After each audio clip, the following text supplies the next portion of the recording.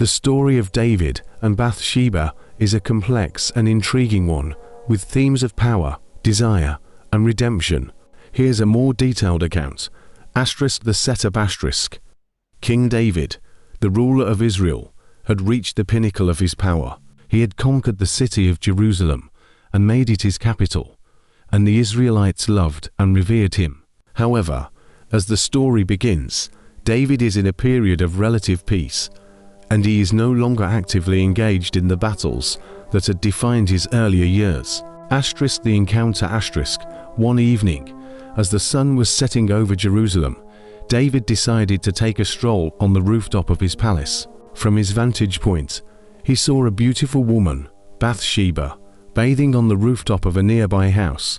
David was immediately smitten, and he couldn't look away.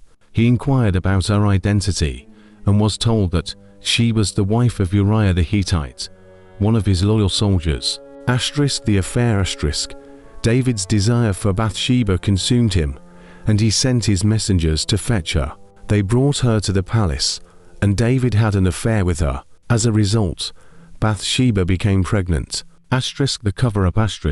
When David received the news of Bathsheba's pregnancy, he knew he had to act quickly to cover up the situation. He summoned Urial from the battlefield, hoping he would go home to his wife and think the child was his. However, Urial refused to go home, saying that it was not right for him to enjoy the comforts of home while his fellow soldiers were still fighting. The plot to kill Urial. David's plan had failed, and he became more desperate. He sent Urial back to the battle with a letter to his commander, Joab, instructing him to place Urial in the most dangerous part of the battle, and then abandon him, so he would be killed. Joab, who was likely aware of David's intentions, carried out the plan, and Urial was killed in the battle. The marriage and God's judgment. After Uriah's death, David married Bathsheba, and she gave birth to a son.